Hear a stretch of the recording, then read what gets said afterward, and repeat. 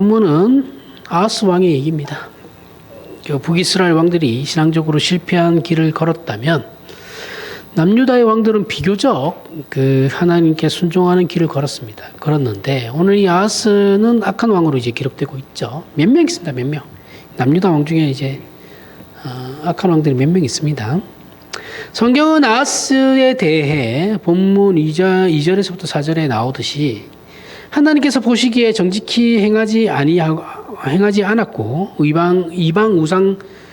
이방의 우상 숭배에서나 행하던 여러 가지 종교 행위들을 그대로 쫓아서 이제 행했다고 하죠.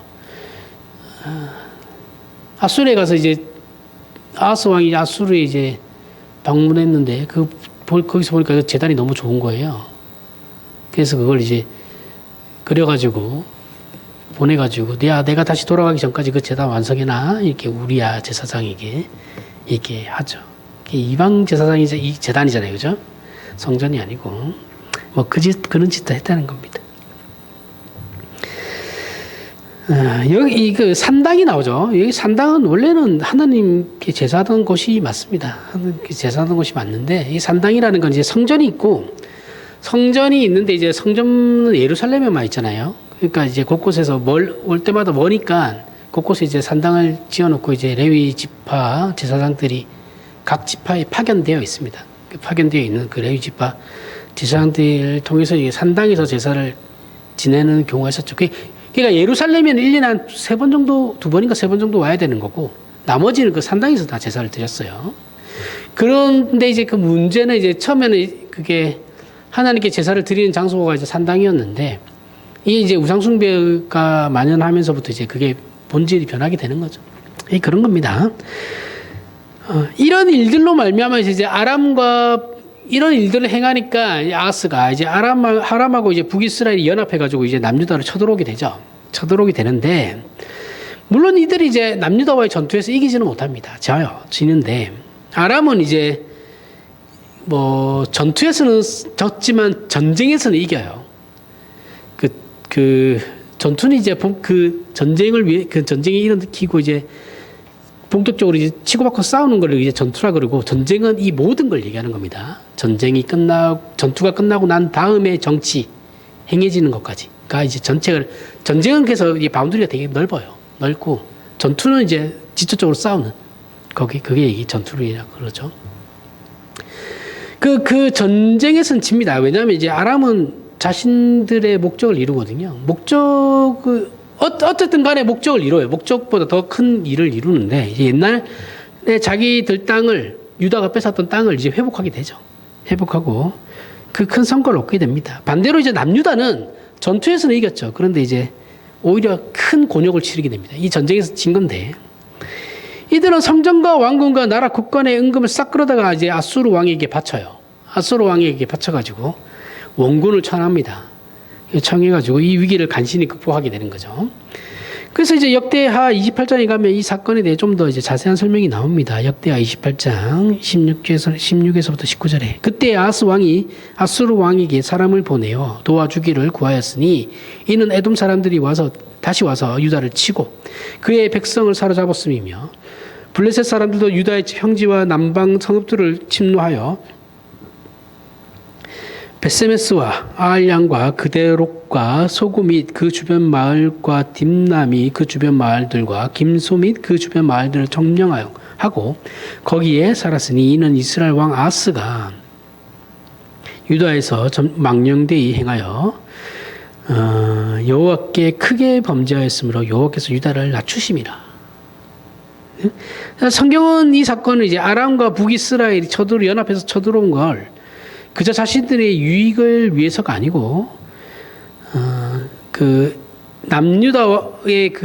남유다를 그러니까 아하스를 이제 징계하는 차원에서 그렇게 보냈다라고 하고 있죠. 남유다가 그 국력이 약해지자 이 왕이 정치를 제대로 안 했으니 국력이 약해지는 건 당연하겠죠, 그렇죠? 약해지자 그 동안에 남유다에게 조공을 바치던 주변국들이 이제 독립을 연속적으로 발행하게 되는 거죠. 한쪽이 시작하면 이제 물 밑듯이 이제 터지는 겁니다. 뚝이 터지는 거예요. 발생하게 되는데 이 일련의 일들이 남유다 왕 아하스가 하나님께 순종하지 않아서 발생한 일이다라고 이제 역대하는 기록하고 있죠.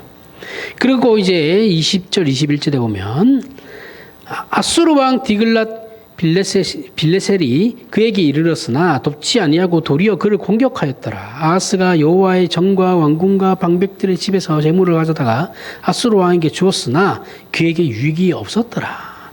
자, 아하스는 이 문제를 나라의 재산을 거덜내면서까지 스스로 해결하고 하고 있어요. 그러니까 이제 하나님께 매달리는 게 아니라 아하스는 그 외부에 이제 힘 있는 나라에 의지를 했죠. 아수르에게 의지해가지고 그에게 도움을 요청했는데 오히려 아수르 쪽에서는 이제 또 남유다를 털어먹어요. 털어먹는 결과가 일어납니다. 그 스스로 해결하려고 했는데 이제 그다지 효과가 없었죠. 오히려 손해만 더 크게 봐요. 22절 23절에 아하스 왕이 공고할 때 더욱 여호와께 범죄. 이게 중요합니다. 아하스 왕이 공고할 때에 더욱 여호와께 범죄하여 자기를 친 다메섹 신들에게 제사를 하여 이르되 아람 왕들의 신들이 그들을 도왔으니 나도 그에게서 제사하여 나를 돕게 하리라 하였으나 그 신이 아하스와 온 이스라엘을 망하게 하였더라. 자, 아람이 저렇게 나와 전쟁에서 승리하게 하는 거 보니까 아람 신이 여호와 하나님보다 더 이제 센가 보다. 그럼 나도 이제 저 신에게 해야지 해서 제사를 드렸는데 그 신이 오히려 이스라엘을 남유다를 망하게 했다라고 이제 성경은 표현하고 있죠. 역대상하는 역사적 사건을 바탕으로 한 왕들을 중심으로 한 기록이고 열왕기 상하는 역대상하는 그 신앙을 중심으로 한 역사서예요. 관점이 달라요. 그러니까 열왕기 상하에서 중요하게 생각했던 거는 역대 상하에서는 그렇게 중요하게 생각하지 않는 부분도 있습니다. 그러니까 이 두 개를 그 상호 보완 관계로 보고 보면 이제 이해하기 쉽죠. 이 관점이 조금 다릅니다. 역대 상하랑 열왕기 상하는. 아하스는 상황이 좋지 않을 때 자신을 돌아보면서 회개하지 않았죠. 그죠? 상황이 좋지 않으면 이제 자기를 좀 더 돌아보고 뭐가 잘못됐나라고 생각을 해야 되는데 그렇게 안 하고 이제 깊은 고민 끝에 악수둔다고 주변 사람들이 말도 듣지 않아요. 말도 듣지 않은 채 자기 고집만 이런 사람들이 있어요. 어디 가도 꼭 있어요. 그죠? 어디가 방향이 잘못되면 지금이라도 틀어야 되는데 주변 사람들 얘기를 듣고 이렇게 뭐가 잘못됐나고 상황 파악을 하고 빨리 틀어야 되는데 이게 고집이라는 게 있어가지고 안 해요. 그죠? 뭐 멀리 갈 필요 없습니다. 우리 부모님들 보면 다 그래요. 그죠? 저희 부모님도 그렇고 이 앉아 계신 부모님도 그렇고 안에 계신 분들의 자녀들의 자기 본인은 이제 부모들 입장이 되니까 자녀들 입장에서도 그렇겠죠. 다 상대적인 겁니다. 그러다 어떻게 돼요? 패가 망신해요. 패가 망신해가지고 아하스는 이제 망하는 겁니다. 열왕기서는 이스라엘이 왜 남북으로 나뉘어졌고 저들이 각각 어떤 길을 걸었으며 결국 북이스라엘이 아수르에 남유다가 바벨론에 멸망한 이 비극적인 일들이 왜 발생하게 되었는지를 신명기적인 원리에서 축복과 저주의 약속에 근거해서 설명한다고 했죠. 그렇죠? 하지만 우리는 지난번에도 얘기했지만 이 일은 신명기에 약속된 인과 법칙 또는 보상의 법칙으로만 설명되지 않는다 그랬어요. 그죠? 단순하게 성경이 그렇게 신명기적 원리로 제가 하나님의 이거 여호와의 선을 따랐다. 아니면 뭐 이 악한 길을 행했다. 이 기준이 신명기적 원리긴 하지만 성경이 정작 성경이 말하려고 하는 건 그게 다가 아니다라는 거예요. 그죠? 그 얘기를 계속해서 우리는 확인하고 있죠. 심할 때는 이스라엘이 분명히 했는데 하나님께서 그에게 그 이스라엘에게 벌을 내리지 않으시고 넘어가는 경우도 있어요. 은혜를 베푸셔가지고. 반대로 남유다가 잘했는데 상을 받지 못하고 오히려 좋지 않은 이 공고한 결과가 일어나는 일들도 얼마든지 있습니다. 그죠? 그러한 원리가 꼭 이게 성경이 어떤 기준이 저 사람이 잘했네 못했네가 꼭 그 신명기적 원리로 파악되는 건 아니다라는 거죠. 우리는 1차적으로 하나님을 두고 하나님은 이 어떻게 생각하냐면 하나님에 대해서 우리는 하나님 일단은 1차적으로는 두고 보시는 분. 즉 방관하시고 기다려서 잘잘못을 가림으로 상을 주거나 벌을 내리시는 심판관 정도로 생각한다라는 거죠. 우리도 그렇게 생각해요. 이스라엘도 그렇게 생각하지만 우리도 그렇게 생각해요. 그 과정에 개입하시는 분이다라는 걸 잘 확인 안 해요.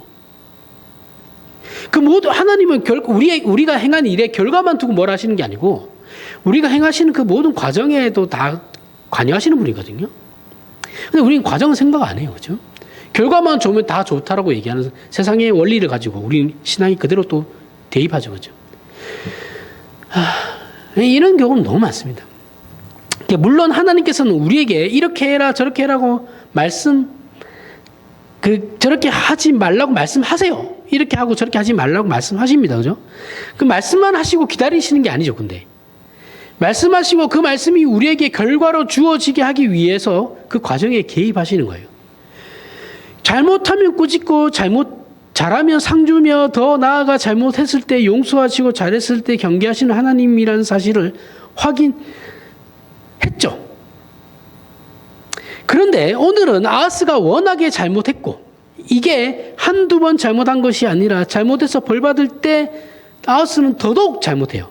잘못된 길로 가버리는 바람에 도저히 다른 결과를 기대할 수 없는 참으로 미련하고 완악한 왕이었다는 것을 이제 성경이 거듭 확인해 주고 있죠. 이거는 답이 없습니다. 이런 사람들은 솔직하게 얘기하면. 그죠? 냅둬야 돼요. 저러다가 한번 맞아야 정신 차린다 하고 냅둬야 됩니다. 그냥 어느 정도 얘기해보고 안 되면 그냥 방법이 없어요. 그런데 성경은 뜻밖에도 그가 북이스라엘과 아람 연합군의 공격을 받았고 뿐만 아니라 아수르에게 도움을 청했다가 오히려 아수르에게 털려요. 아수르에게 공갈 협박당합니다. 그러면서 제사 다 털리거든요. 나가 국고를. 그렇게 갈치까지 당하는 일이 하나님께서 아하스의 잘못을 고치시려고 징계하신 것이다라고 성경은 얘기하고 있는 거예요. 그러니까 즉 성경은 이 아하스의 잘못과 불순종에 관하여 신명기의 원리로만 하나님이 보응하신 게 아니라 한 걸음 더 나아가서 어떻게 하셨다고요? 그가 잘못했으니까 그냥 내버려 두신 게 아니고 그의 잘못을 고치시려고 징계를 하셨다라는 거죠. 그걸 이제 한 걸음 더 나아가셨다라는 걸 우리에게 보여주고 있는 거죠. 그 한 걸음 더 나아가신 게 우리가 지난번에 살펴봤던 과정에 개입하시는 정도, 그 결과를 만들어내시는 정도보다 더 나아가서 오늘 본문을 통해서 우리에게 확인시키고 있다라는 겁니다. 이사야 7장 1절에 보면 1절부터 2절에 보면 우시아의 손자여 요담의 아들인 유다의 아하스 왕 때, 자, 이 아하스예요. 이거 이사야가 이때 활동했던 선지자거든요. 아하스 왕 때 아람의 르신 왕과 르말리아의 아들 이스라엘의 베가 왕이 똑같죠. 지금 저희 본문하고 그죠? 역사적 배경이 똑같습니다. 베가 왕이 올라와서 예루살렘을 쳤으나 능히 이기지 못하니라. 어떤 사람이 다윗의 집에 알려 이르되 아람이 에브라임과 동맹하였다 하였으므로 왕의 마음과 그의 백성의 마음이 숲이 바람에 흔들림 같이 흔들렸더라. 자, 우리가 살펴보고 있는 그 아하스 왕 때의 정치 상황을 이사야 7장에서도 이제 동일하게 언급하고 있는데 그 3절 이하에서 이사야가 아하스를 만나서 뭐라고 하냐면 지금 2절까지 읽었잖아요.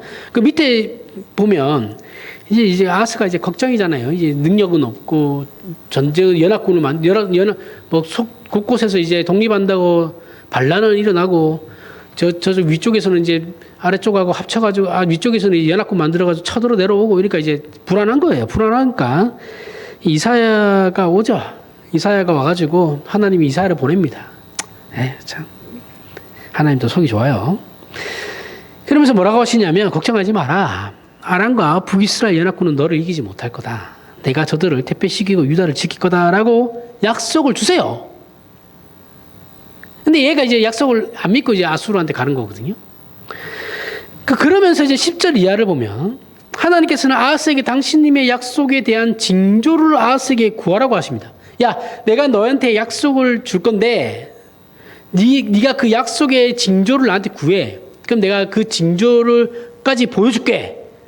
이게 분명한 나의 약속이다라는 그 징조를 네가 원하는 대로 해줄게 했는데 이놈의 아하스가 말을 들어 처먹질 않습니다. 필요 없는데요, 하나님. 그래요. 뭐라고 명분이 뭐냐? 말은 또 그럴듯하게 해요. 이 혓바닥을 뽑아야 되는데 이런 사람들 진짜 하나님을 시험하지 않겠습니다. 저는 하나님을 시험할 생각이 없습니다 하면서 징조를 구하잖아요. 귀뜻하게 보이죠, 어떻게 보면. 그죠? 이게 사실은 이제 사람이 모자라면 눈치라도 있어야 되는 거예요. 이 눈치도 없는 거예요, 이 사람. 참 기특하게 보이는 말이죠, 그렇죠? 어떻게 보면, 야, 그래, 네가 그래 스스로 뭔가를 해결하려고 하는 거야 이렇게 생각할 수 있는데 이거 기특한 게 아니에요, 무식한 거지. 뭐 무능한 거예요, 무능한 거. 아하스가 이렇게 말한 건 사실 이렇게 말한 건 그가 하나님께 전혀 기대를 하지 않고 있다라는 거예요. 나는 당신이 싫어요. 저는 이방신이 좋습니다. 그거거든요. 전혀 나는 하나님께 전혀 관심이 없어요. 관심도 없고 기대도 없습니다. 뭐 저한테 그렇게 해주시지 않아도 됩니다. 그래서 아하스가 구중을 듣는 거예요. 17장 이사야 13절 14절에 이사야가 이르되 다윗의 집이여 원하건대 들을지어다 너희가 사람을 괴롭히고서 그것을 작은 일로 여겨 또 나의 하나님을 괴롭히려 하느냐. 그러므로 주께서 친히 징조를 너희에게 주실 것이라. 보라 처녀가 잉태하여 아들을 낳을 것이요 그의 이름을 임마누엘이라 하리라. 자, 하나님은 당신님에게 아무런 기대가 없는 아하스를 꾸짖어요. 이 아하스가 보니까 이사야가 지적하는 것 중에 한 개가 뭐예요? 사람을 괴롭히고서라고도 얘기하죠, 그렇죠? 그러니까 아하스는 신앙만 없었던 게 아니라 백성들도 괴롭혔어요. 이게 악덕왕입니다, 악덕왕. 저 좋은 정치가가 아니에요. 그래서 이제 그 아무런 기대도 하지 않는 그 아하스를 이사야가 꾸짖으면서 하나님이 뭐라고 하시냐면 일방적으로 그냥 징조를 줍니다. 그래, 네가 나에 대한 그 기대를 안 하는 건 좋은데, 그래, 그랬던가 말았던가 나는 네한테 일반 징조를 보일 건데, 뭐냐? 그 징조가 뭐냐? 처녀가 잉태하여 아들을 낳을 거다. 그 이름을 임마누엘이라 할 거다. 라는 거죠. 그 징조를 보여주신다라는 겁니다. 이쯤 되면 정신 차려야 되는데, 정신 안 차려요. 그죠? 이 궁극적으로는 뭐 메시아 탄생에 대한 징조죠. 그죠? 그런데 이제 우리가 구약에 나오는 그 징조를 잘 생각해야 되는데, 당시 아하스는 긴급한 상황이죠. 그죠? 연합군이 쳐들어오고 있고, 그죠? 각 곳곳에서 이제 반란이 일어났어요. 그러니까 긴급한 상황이었기 때문에 이 징조는 즉각적 신뢰를 확보하는 목적에서 하나님이 주신 것이어야 하는 거예요. 때문에 가까운 미래에 아마도 1차적인 징조가 일어났을 거예요. 그 처녀가 잉태해서 아이를 낳았을 겁니다. 당시에 가까운 얼마 지나지 않아서 이 징조가 있었을 건데 성경에는 그 기록은 없어요. 이 1차 징조에 대한 기록은 없지만 그 징조라는 게 당시 사람들이 이해할 수 있어야 의미가 있는 거죠. 그죠? 처녀가 잉태하여 아들을 낳을 거야 라고 했는데, 그러면 하나님께서 그 징조를 주셨으니까 당시 어떤 왕궁 안에서 이제 그게 있어야겠죠. 그죠? 그 왕궁 안에서 보통 누가 됐든 간에 애가 태어나야 되는 거예요. 애가 태어나야지, 하나님이 이 징조 주신 게 맞구나라고 생각하고, 그럼 임마누엘 하나님 우리와 함께 하신다. 그게 맞구나. 이렇게 생각해야 되는 거잖아요. 이게 이제 1차 징조예요. 1차 징조. 근데 성경은 이거는 기록하고 있지는 않습니다. 그렇기 때문에 그 구약의 징조라는 건 가까운 미래에 일어날 1차 징조가 있고 메시아에 대한 2차 징조가 있는 거예요. 근데 사실 2차 징조가 본질적인 거긴 합니다. 그리고 여기서 처녀가 등장하죠. 그죠? 물론 예수 그리스도는 동정녀 마리아죠. 그죠? 남자를 알지 못하는 처녀가, 남자 아무런 관계가 없던 처녀가 낳은 게 예수 그리스도 맞아요. 근데 여기서 처녀는 혼인 가능한 나이의 여성을 뜻하는 것인지 아니면 생물학적인 처녀를 상징하는 것인지는 불확실해요. 이 용어 자체가 그래요. 여기서 사용한 이 용어는 생물학적으로 나이가 찬 그 여성을 얘기한 건지 아니면은 진짜 예수 그리스도처럼 처녀, 생물학적인 처녀, 남자를 알지 못한 처녀가 낳은 건지 그건 모르는 겁니다. 그러니까 결혼한 기혼 여성이 낳은 아이일 수도 있는 거예요. 그러니까 이거는 별로 중요하지 않죠. 여기서 1차 징조에서는 이 의미는 중요하지 않습니다. 이거는 메시아의 징조에서 중요한 거죠. 어쨌든 그러면서 유다 사람들이 그걸 봤을 거 아니에요. 징조를. 그죠? 아, 누가 태어났다더라. 진짜로. 태어났다. 하나님이 역시 징조를 주셨구나. 이렇게 이제 돼야 되는데 안 믿죠. 문제는. 그죠? 자, 그럼에도 불구하고 우리는 이 징조는 예수 그리스도에게 적용되는 2차 징조의 궁극적인 성취로 이해를 해야 되는 거예요. 맞아요. 그렇죠? 맞고 우리는 그렇게 믿고 있습니다. 2000년 전 베들레헴에서 성자의 하나님이 이 땅에 오셔서 우리와 함께 하시는 하나님의 약속 그 임마누엘을 이루셨어요. 그런데 우리는 이 임마누엘의 약속이 어느 시점에서 허락된 것인지를 알아야 된다는 거죠. 자, 보세요. 바로 아하스가 하나님을 의지하지 않고 지멋대로 살아요. 그죠? 그때 임마누엘이라는 징조가 임해요. 자, 신약에 넘어와서 하나님을 알지 못하고 지멋대로 인류가 살아요. 400년 동안 하나님이 이스라엘에게 계시를 주시지 않았습니다. 침묵하셨어요. 그리고 계속 하다가 지들 마음대로 살아요. 지들 마음대로 살다가 하나님이 그때서야 이제 임마누엘이라는 약속 징조를 주시거든요. 약속을 임하시거든요. 그러니까 하나님을 믿지 않고 거역하고 우상 숭배를 행하는 그 패역한 때에 임마누엘의 약속이 허락되고 그때 그런 식으로 임마누엘이 허락되었듯이 지금 우리에게도 그런 식으로 허락되었다라는 거예요. 그렇죠? 우리가 신앙이 좋고 하나님을 잘 믿어가지고 임마누엘이 허락되신 게 아니에요. 그죠? 우리가 지금 마음대로 살아갈 때 임마누엘이 허락하신 거예요. 그래서 우리는 놀라운 거죠. 도대체 하나님이 이렇게 일하시는 게 무슨 뜻인지를 고민하게 되는 거죠. 왜 그렇게 일하실까라는 거죠. 우리가 아는 기본적인 신앙의 법칙은 이 신명기의 원리에 근거하는 것이죠. 이건 다른 종교는 말할 것도 없고 기독교 안에서조차 개혁파 신앙을 제외하면 모두가 이 원리 안에서 신앙을 이해합니다. 아니, 하나님, 우리가 하나님을 열심히 믿고 더 좋을 때 임마누엘이 임하셔야 되는 거 아니냐. 그 복을 주셔야 되는 거 아니냐. 근데 왜 우리가 말을 안 듣고 하나님을 떠나 있고 우리 마음대로 살면서 패역하게 살아가는 그때 하나님께서 왜 임마누엘의 약속을 하시는 것이냐. 이게 일반 다른 종교와는 전혀 다르죠. 그렇죠? 다른 종교는 치성을 드리고 열심을 드리면 좋은 결과를 얻게 된다고 생각하는 거잖아요. 근데 기독교는 전혀 그렇지 않다라는 거죠. 그렇죠? 다르잖아요. 완전 다르잖아요. 이게 기독교와 다른 종교의 차이점인데 잘 모릅니다. 왜냐하면 기독교도 그런 식으로 믿거든요. 기독교는 전혀 달라요. 그러니까 이게 이해가 안 가는 거예요, 기독교가. 이해가 안 가고 믿기도 싫은 거예요. 내 마음대로 되는 게 있어야지. 내 마음대로 안 되면 내가 왜 저 신을 섬겨? 내가 뭔가를 줬으면 뭔가를 받아내는 게 있어야 신을 섬길 맛이 나지. 이게 이제 인간의 섭리거든요. 근데 기독교는 그렇지 않다라는 거예요. 물론 우리는 하나님이 잘못에 보상하는 정도가 아니라 잘못을 고치고 잘하는 것을 격려하며 잘되게 하기 위하여 그 과정에조차 개입하신다는 걸 알고 있어요. 알고 있습니다. 하지만 오늘 내용은 그것만으로는 설명이 되지 않습니다. 로마서 9장 10절에서부터 13절. 그뿐 아니라 또한 리브가가 우리 조상 이삭 한 사람으로 말미암아 임신하였는데 그 자식들이 아직 나지도 아니하고 무슨 선이나 악을 행하지 아니한 때, 아무것도 하지 아니한 때 임신한 상태에서 택하심을 따라 되는 하나님의 뜻이 행위로 말미암지 않고 오직 부르시는 이로 말미암아 서게 하려 하사 리브가에게 이르시되 큰 자가 어린 자를 섬기리라 하였나니 기록된 바 내가 야곱은 사랑하고 에서는 미워하였다 하신가 같으니라. 자, 미워했다고 해서 저 미워 이게 아니에요. 그냥 내버려 두셨다. 유기라는 거죠.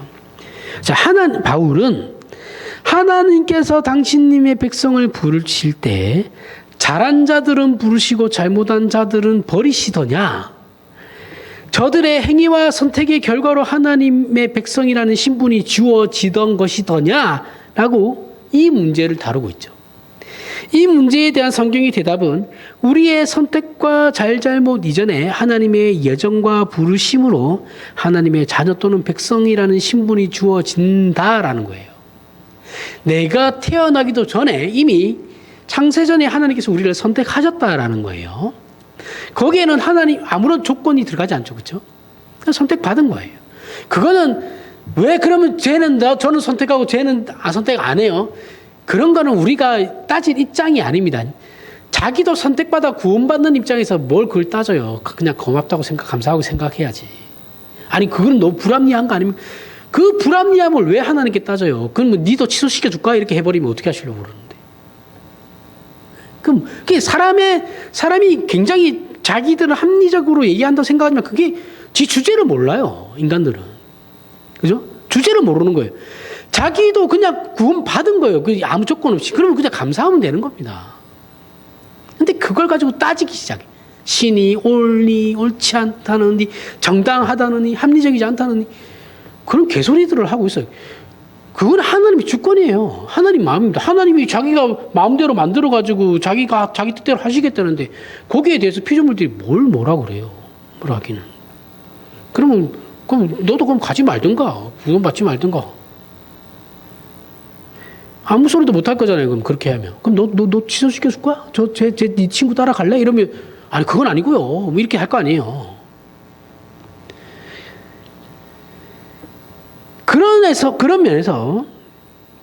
그러면서 야곱과 에서를 그 예로 들고 계시는 거죠. 이 문제에 대해서. 이 둘은 이삭의 쌍둥이 아들입니다.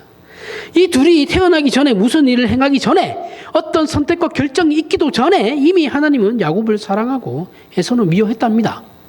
미워했다는 거, 유기했다는 것도 그냥 관여하시지 않는다. 우리처럼 하나님께서 적극적으로 사랑하시지 않는다라는 거예요. 그렇다고 해서 세상을 사랑하지 않으시는 건 아닙니다. 다 사랑하시는데 더 사랑하시는 게 우리라는 거예요. 진자들이라는 겁니다. 때문에 야곱이 하나님의 백성이 될 수 있었던 것이죠. 왜요? 하나님께서 야곱을 선택하셨으니까. 그래서 하나님의 자녀들은 어떤 선택과 결정과 결과를 만들었느냐 이전에 하나님께서 그들을 하나님의 자녀로 용납하시고 그들의 하나님이 되시기로 하셨기 때문에 하나님의 자녀가 되었다라고 설명하는 거죠. 내가 뭔가를 했고 그 이전에 하고 선택하고 뭔가를 하고 그 이전에 하나님께서 이미 우리를 선택하시고 우리의 하나님이 되시기로 하셨기 때문에 우리가 하나님의 자녀가 될 수 있다라는 겁니다. 그러면 우리는 자연스럽게 이런 질문이 또 따라오죠. 우리에게 아무런 책임이 없다면 선택의 의미가 없다면 우리에게 무슨 권리가 있을 수 있단 말입니까?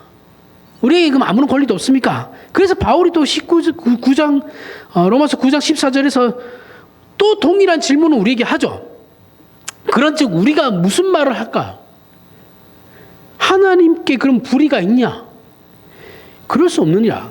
즉, 그래.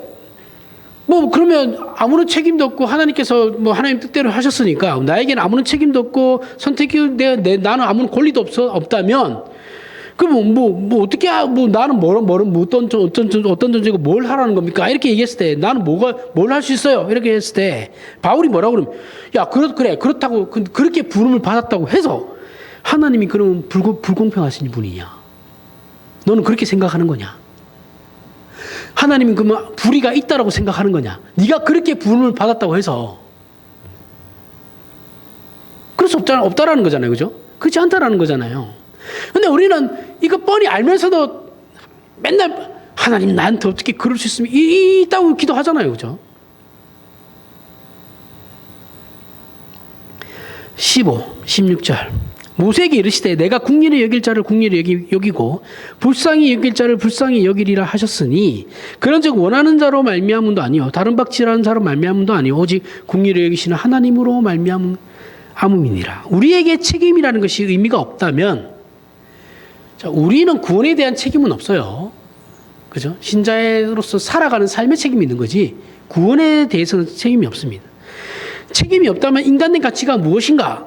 그 신자의 신분이 오직 하나님의 결정과 선택과 그 뜻에 의한 것이라면 거기에 어떤 객관화가 있으며 공정과 질서가 있을 수 있나? 이 질문이 이제 나올 수밖에 없죠. 아까 계속 얘기했던 거죠. 그죠? 이 질문에 대한 성경의 대답이 이겁니다.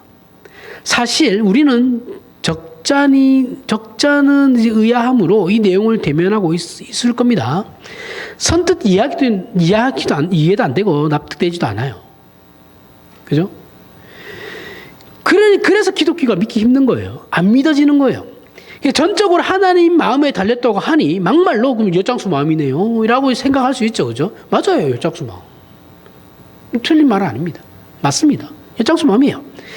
하지만 성경이 하려는 말은 기독교 신앙은 신앙 행위자가 주체가 아니다라는 거예요.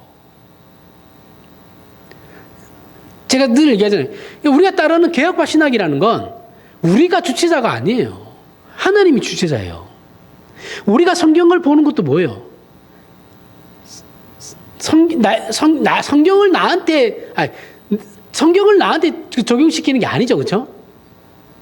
내가 옳았다는 걸 증명하기 위해서 성경을 들이대는 게 아니에요. 우리가 성경에 나를 맞춰가야 되는 겁니다. 그죠? 우리 입장에서 성경을 보기 시작하면, 하나님을 보기 시작하면 언제나 불합리해요, 하나님은. 이해가 안 가는 부분이 너무 많아요. 근데 하나님 입장에서 성경을 이해하기 시작하면 다 이해가죠. 이해 안 가는 부분 잘 없습니다. 신비적인 부분 빼고는 거의 다 이해갑니다. 그죠? 그래서 성경은 그냥 하나님이 우리에게 보내시는 편지예요, 편지. 나는 이런 존재야. 나는 너희가 이렇게 했으면 좋겠어. 이런 걸 원해. 그렇게 되는 거라니까. 인간이 하나님이 대해서 이렇게 쓴 거라기보다는 하나님이 인간을 통해서 성경을 기록하기 위해서 자신을 설명하고 있는 거라고요. 이게 사용 설명서입니다. 하나님 사용 설명서 어떻게 보면. 신앙 행위자가 주체가 아니다라는 이 말은 기독교 신앙의 성립은 신앙 행위자의 잘못과 결심이 가치나 중요성에 있어서 결정적이 않다는 저와 여러분의 어떤 잘못이나 잘함, 뭐 선행이나 죄, 이게 아무런 결정을 짓지 못해요. 신앙 행위자가 주체가 아니기 때문에. 뭐예요, 그러면? 하나님이 어떤 분이신지에 전적으로 달려있는 거예요. 하나님이 우리를, 내가 그렇게 살아감에도 불구하고 어떻게 나를 보고 계시느냐에 달려있는 거예요. 그죠? 이거 계속 설명했던 거고, 앞으로도, 이거 다음에 이제 사도행전 할 건데, 사도행전에서도 이거 계속 나옵니다. 성령 하나님이 보내신 이유가 무엇인가에 대해서 계속 설명하라는 거거든요. 이 동안 계속 같은 내용이 나올 거예요. 하나님은 질서의 하나님입니다. 하나님은 잘잘못에 보상하시는 하나님이시. 하지만 성경이 하려는 말은 하나님은 보상의 원칙보다 더 큰 하나님이시다라는 거예요. 보상이라는 게 없는 게 아니에요. 있을 수도 있어요. 그죠? 있어요. 있는데, 근데 우리는 그 보상, 하나님과 보상, 이렇게 묶잖아요. 그죠? 근데 하나님은 그 위에 있다라는 거예요. 하나님은 우리가 잘하면 상 주고 잘못하면 벌하시는 하나님이십니다. 맞아요. 이게 틀린 말은 아니에요. 그런데 벌하기 위해 심판권을 행사하시는 것이 아니고 잘못을 고치시려고 벌하시는 거예요. 부모가 자녀를 훈계하듯이 잘하면 상 주는 것에 그치는 것이 아니고 잘못한 사람도 상을 받게 하려고 잘잘못의 법칙을 넘어서는 통치권을 행사하시는 분이라는 겁니다.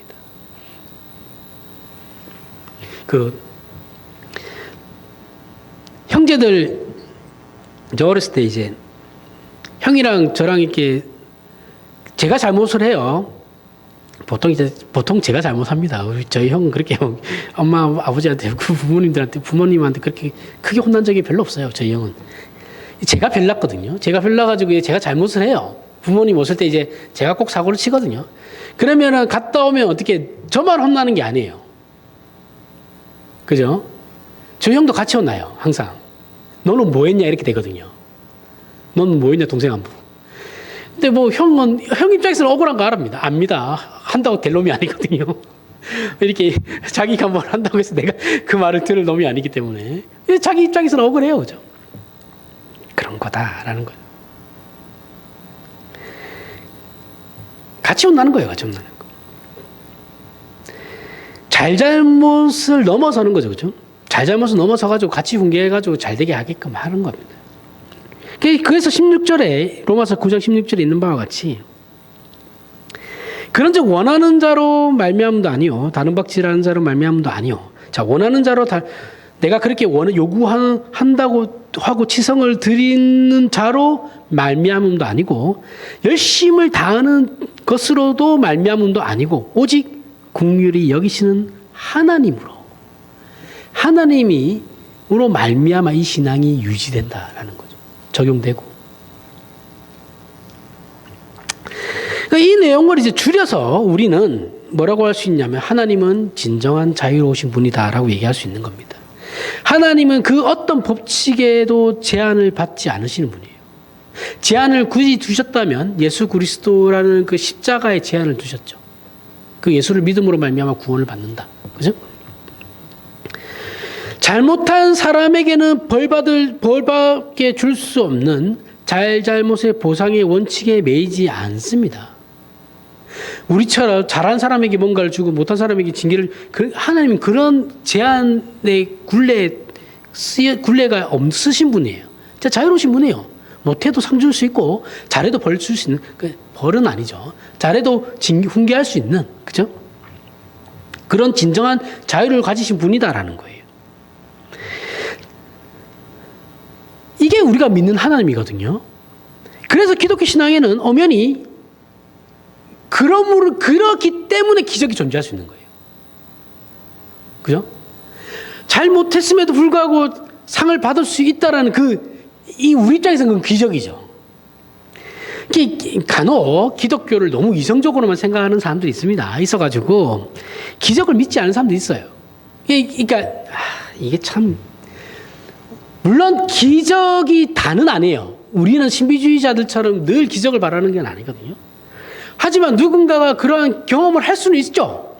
기적이 없는 게 아니에요. 있어요. 있는데 그게 신앙의 전부가 아니다라고 얘기하는 거지. 기적이 없어 이렇게 얘기하면 안 돼요. 기독교는 기적이 있어요. 병자가 나아요. 실제로. 그런 기적 다 있습니다. 저도 그런 기적 체험했어요. 저도 신주은사 예전에 허리가 아파가지고 허리가 되게 안 좋아가지고 허리 기도받고 나왔습니다. 실제로. 없다는 게 아니에요. 그게 다가 아니다라는 거지. 기적이란 뭐예요? 일어날 수 없는 일이 일어난 거죠. 그죠? 보상의 원칙, 즉 인과율의 법칙이 무너지는 거예요. 그러니까 누군가가 내가 어떤 이런 일을 체험했어. 신기하지 않냐? 이랬을 때 그런 게 어딨냐? 그렇게 얘기하지 마세요. 그랬냐? 진짜 하나의 은혜가 있네. 축하한다. 이렇게 얘기하면 되는데 그거 그거 믿지 마. 뭘 믿지 마요. 내가 경험을 했대는데 자기가. 그러지 마세요. 그러면 요즘 MBTI T 즉 극단적 T 이러면서 막 말합니다. 저 같은 상태예요. 근데 저는 기적은 믿어요. 자, 인과율의 법칙이 무너지는 게 기적이죠. 하지만 그 무너짐은 자 보세요. 자 인간이 요구하는 그 기적들은 어떻게 보면 우리에게 그런 기적들만 일어나면 이 질서가 무너지게 됩니다. 그죠? 근데 하나님은 그 기적을 일으켜도 그 질서가 파괴되지가 않아요. 하나님이 잘 못하는 인간에게 복을 주셨다고 해서 우리가 볼 때는 하나님이 이거 객관성이 없는 거 아닙니까? 일관성이 없으시네요. 이렇게 얘기하면 안 돼요. 왜냐하면 그게 우리가 입장에서는 질서를 파괴하는 것처럼 보이지만 전혀 질서가 파괴되지 않는다라는 거예요. 그 선에서 하나님께서 해주시는 거예요. 그 법칙이 가지는 보상보다 큰 그 보상을 넘치게 하는 하나님의 통치를 말하는 거거든요. 그러니까 내가 꼴랑 그런 걸 했다고 해서 내가 세워놓은 이 질서가 무너지면 나라는 존재가 전지전능한 존재겠냐? 이 답답한 인간들아. 그 정도는 다 한다 임마. 이런 거예요. 기독교 신앙에는 그래서 신비가 있어요. 사실 우리 구원 자체가 신비예요. 우리 구원 자체가 신비고 우리라는 존재 자체가 신비입니다. 그 신비롭다라는 건 이론으로 설명되지 않는 것이죠. 하나님이 가난한 자를 찾아오신다. 용서하신다. 긍휼히 여기신다. 자비롭게 다스린다라는 말들이 그런 것들이죠. 이게 다 신비죠. 그렇죠? 기독교 신앙에만 있는 중요한 신앙 행위들을 보시길 바랍니다. 뭐예요? 기도가 있죠. 우리 기도합니다. 기도는 인과율의 법칙에 따라서 하나님의 보상의 법칙을 행하지 않으세요. 그죠? 물론 우리는 그 원칙을 따라, 즉 우리가 원하는 것을 얻기 위해 그렇게 기도할 때도 있어요. 그렇다고 하나님께서 그 기도를 들어주시지는 않습니다. 그죠? 내가 열심히 지성을 들여가지고 하나님께 기도한다고 해서 하나님께서 내 기도를 들어주시는 건 아니에요. 내가 기도 안 했다고 해서 하나님께서 내가 요구하는 걸 그럼 안 들어주시는 것도 아니에요. 그죠? 먼저 그의 나라와 그의 일을 구하면 알아서 채워주시는 분입니다. 굳이 내가 요구하지 않아도 하나님 우리 필요한 거 다 압니다. 근데 우리는 어떤 식이냐면 하나님께 기도할 때 용서해 달라고 하죠. 하나님 용서해 주십시오. 그렇게 기도하면서 뭐라고 끝내요? 그런데 하나님 잘 되게 해주세요.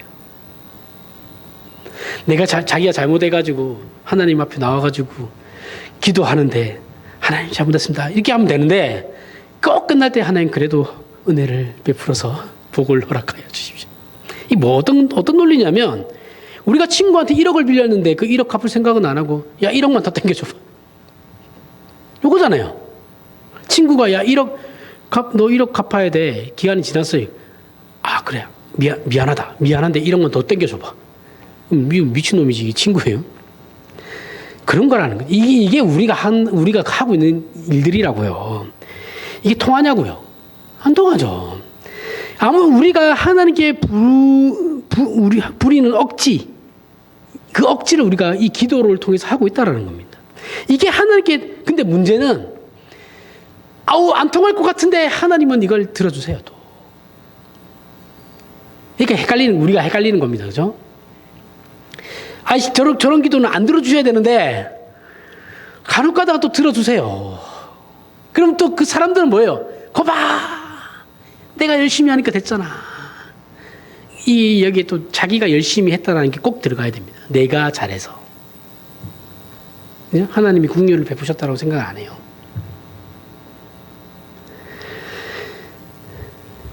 아무런 조건과 이유 없이 잘못했음이 다가 받아들여지고 용서가 성립되는 게 기독교죠. 그죠? 근데 우리는 또 이것도 싫어해요. 내가 잘못했으면 그 대가를 치르고 하나님 뭔가를 주셔야 되는데 하나님과 나와의 관계를 얘기하는 겁니다. 사람과의 관계를 얘기하는 게 아니에요. 하나님과 나와의 관계는 하나님 잘못했으면 하나님 그 용서를 받아주시거든요. 늘 얘기하지만 이거는 하나님과 나와의 관계에서만 그런 거예요. 사람과의 관계는 달라요. 책임을 다 해야 되는 거죠. 여기에는 인과의 법칙이나 보상의 법칙은 뛰어넘는 하나님의 은혜가 통치가 있는 거죠. 거기에 신비로운 하나님 되시는 성품이 있는 겁니다. 그죠? 우리가 생각할 때 말도 안 되는 것에 하나님 되시는 성품이 있는 거예요.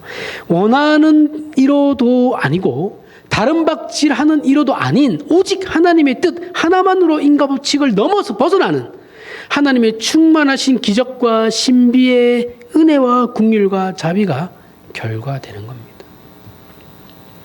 이 하나님이 아하스에게 징계와 벌을 내려도 시원찮은 반에 오히려 하나님이 어떻게 하십니까? 임마누엘의 약속을 주세요. 내가 그래 너 진짜 개떡같이 말 안 듣는데 그래 그럼에도 불구하고 내가 너와 함께 있을 거다라는 약속을 주시는 거거든요. 그리하여 우리로 하여금 도대체 하나님은 뭐 하는 분이신가? 어떤 분이신가? 도대체 당신은 누구십니까? 이 질문을, 근원적인 질문을 끌어내시는 거죠. 왜 하나님은 이렇게 일하십니까? 도대체 하나님은 누구십니까? 동시에 우리의 예배와 경배와 찬양의 주인이신 우리의 진정한 통치자이시자 아버지시다라는 거죠. 그걸 알리시는 거죠. 로마서 11장 29절 32절에 하나님의 은사와 부르심에는 후회하심이 없느니라. 너희가 전에는 하나님께 순종하지 아니하였더니 이스라엘이 순종하지 아니함으로 이제 긍휼을 입었는지라. 이와 같이 이 사람들이 순종하지 아니하니 이는 너희에게 베푸시는 긍휼로 이제 그들도 긍휼을 얻게 하려 하심이라. 하나님이 모든 사람을 순종하지 아니하는 가운데 가둬두심은 모든 사람에게 긍휼을 베풀려 하심이라. 자, 여러 번 설명한 내용입니다. 바울은 이스라엘이 실패했음에도 불구하고 구원은 얻을 것이다 라고 설명해요. 이스라엘은 하나님의 선민임에도 불구하고 하나님을 믿는 신앙과 예수를 믿는 일에 실패해서 구원이 이방으로 넘어갔어요. 이방은 예수를 믿어요. 믿어서 하나님의 자녀가 되었고 이스라엘은 아직도 예수를 메시아로 믿지 않습니다. 그죠? 그렇다고 하나님께서 이스라엘을 버리지 않았다라는 게 바울의 설명이에요. 이것도 그 이유는 이렇게 설명합니다. 원래 하나님이 이스라엘이 선민이었던 것은 이스라엘만 하나님의 부름을 받은 것이 아니라 하나님께서 인류를 구원하기 위해 우선 이스라엘을 제사장 나라로 구별하신 거예요. 하나님 그럼 이스라엘만 그냥 구원하고 말 것이 아니었어요. 하나님이 이스라엘 통해서 이방을 전 인류를 구원하려고 했거든요. 그런데 우선 선택받은 자들이 이스라엘이었던 것 뿐이에요. 제사장 나라로 불렀어요. 우선. 그러니까 이스라엘을 부르신 건 앞으로 모든 나라를 부르기 위해 먼저 불러 세운 나라였던 것이죠. 즉 이스라엘이 구원과 그 신앙이 성공했다면 그것이 흘러넘쳐 모든 나라와 민족을 하나님의 자녀로 삼는 일에 방법이 되었을 것이 분명하죠. 하지만 이스라엘은 그 신앙도 실패했고 메시아이신 예수 그리스도조차 받아들이지 않았으므로 자신들의 구원조차 실패했죠. 그럼 우선 부름받은 이스라엘이 실패했으니 저들을 통해 증거되어야 했을 구원도 사실은 제대로 시행되지도 못하고 끝나고 말아야 하는 것이죠. 그죠? 일단 먼저 부른 이스라엘이 구원에 실패했으니까 다른 구원들도 이제 실패해야지 맞는데 하나님은 이스라엘이 실패하자 조건과 방법이 아닌 이전과는 다른 구약과는 다른 어떻게 한다고 그랬어요? 은혜를 말 그대로 때려 부으신다 그랬죠. 그렇죠? 때려 부으셔가지고 한없이 부으셨어요. 부어가지고 이방에게 이방을 당신님의 자녀로 삼기 시작한 거죠. 그러니까 이스라엘은 일단 너네 실패했으니까 제껴두고 내가 당신님이 직접 행하신 나가신 거죠. 그게 예수 그리스도입니다. 그러니까 쟤네한테 맡기니까 안 되는구나. 일단 너 일단 비켜봐. 비켜놓고 예수님 보내가지고 예수님께서 직접 다시 이방으로 가는 겁니다. 그래서 이렇게 이루어진 거예요. 그러다가 이 이스라엘이 구원 못 받냐면 아니 이스라엘 구원 받아요. 자 이게 종말론에 대해서 이상한 소리 하시는 분들이 있는데 땅 끝까지 복음을 이르라 그게 땅 끝이 이스라엘이라고 하는 사람들이 있어요. 이거 믿으면 안 돼요. 그거 아닙니다. 그런 거 아니에요. 이스라엘 안에 복음 다 들어가 있어요. 유대교가 이게 지분이 많을 뿐이지 그 안에 예수 믿지 않는 사람이 없는 게 아니에요. 지금도 이스라엘 안에 교회 다 있어요. 다 있습니다. 그 이스라엘이 그러면 복음화 되지 않은 그럼 우리나라는 복음화 됐나요? 그러면 우리나라 기독교 인구가 지금 몇 프로나 된다고? 우리나라에 복음 들어와 있고 일본도 1% 2%밖에 안 돼요. 이스라엘 안에도 1% 2% 정도는 예수 믿어요. 그럼 이스라엘이 그럼 딱 지금 예수님 오셔야 되는데 그 복음 들어갔잖아요. 아니에요. 그런 게 아닙니다. 도대체 이런 얘기는 옛날에 어디서 목사님들이 그렇게 열심히 뭘 근거로 그렇게 했는지 모르겠어요. 이거는 있잖아요. 신학적으로도 하나도 안 맞아요. 그 종말론 중에 이제 전천년설이 있고 후천년설이 있고 개혁파가 얘기하는 그 무천년설이 있거든요. 여기에 이스라엘이 마지막이라는 얘기 한 세 군데 다 안 나와요. 어디서 그런 이상한 걸 듣고 와가지고 한국 교회에다가 퍼뜨려가지고. 그래서 우리 한국 교회는 아직까지 이스라엘 하면 이스라엘이 왜 좋은지도 몰라요. 그냥 이스라엘 하면 무조건 편들어야 된다 생각해요. 이상한 사람들이에요. 아닙니다. 그런 거. 절대 아니에요.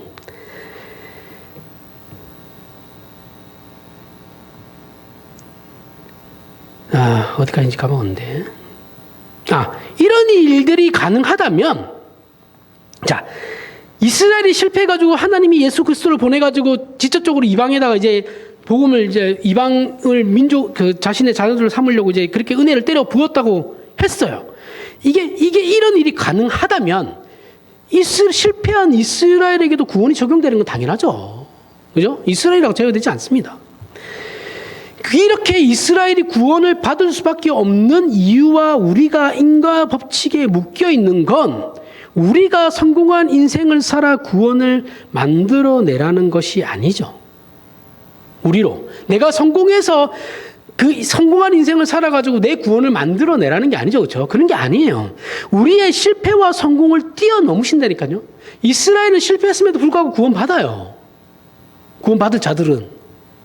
유대인들이라고 다 선택받은 자들 아니죠. 그렇죠? 그건 언제적 얘기예요. 내가 실패하고 내가 성공한 거랑은 내 구원과는 전혀 상관없습니다. 상관없고 그걸 뛰어넘어 하나님의 은혜가 우리에게 신자의 신분을 허락하신다는 걸 확인시키기 위함이에요. 그것을 확대하는 내용으로 32절에 하나님이 모든 사람을 순종하지 아니하는 가운데 가두어 두심은 모든 사람에게 긍휼을 베풀려 하심이로다.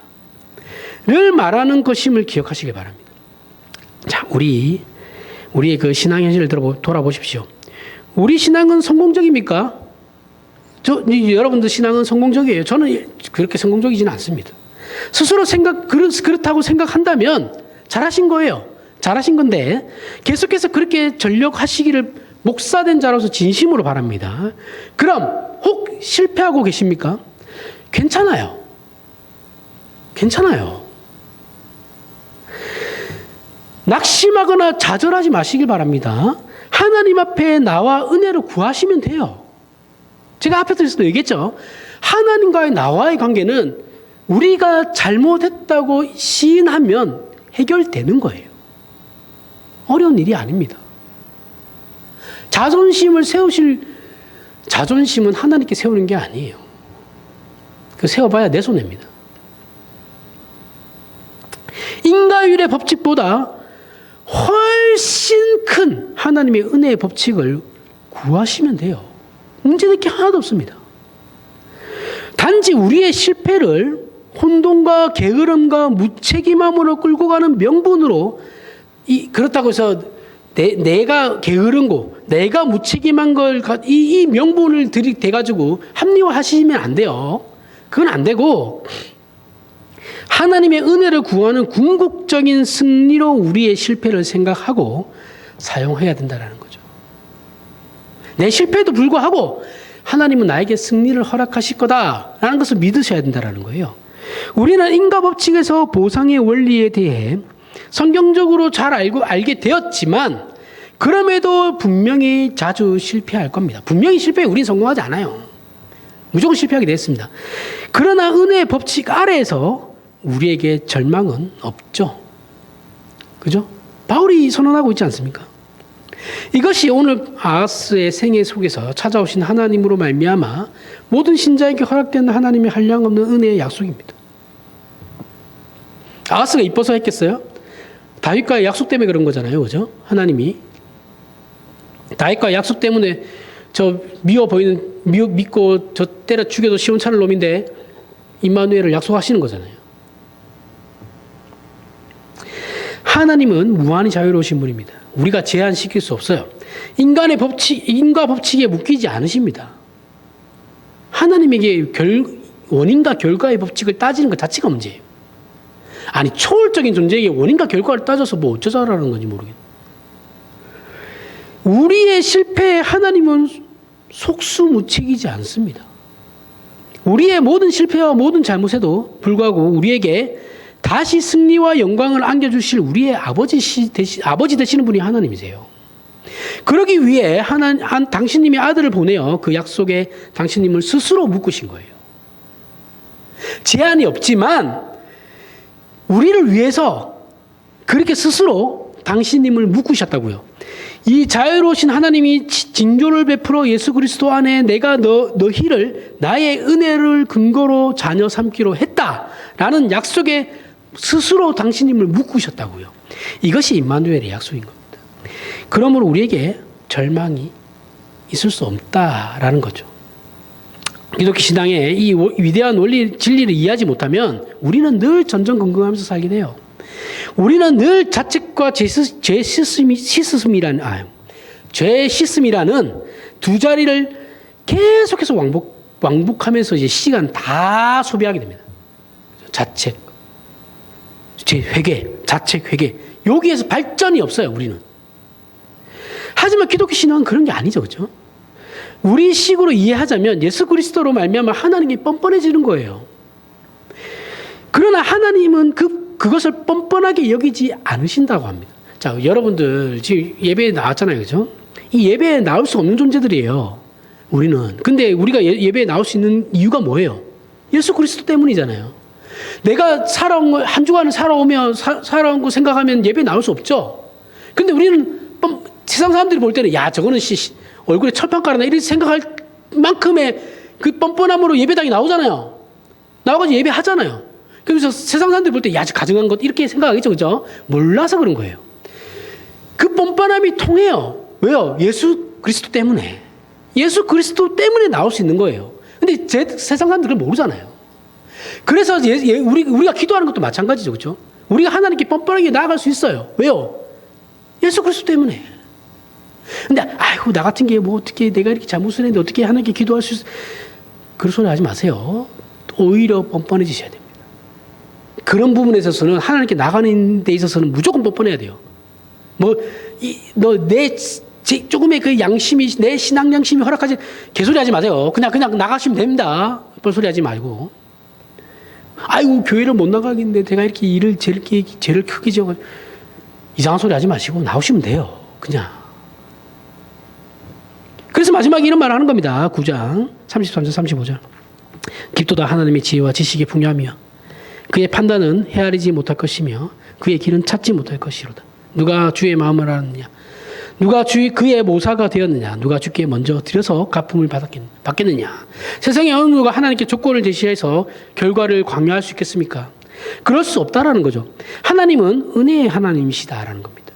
하나님은 당신 안에 조건을 가지고 계시죠.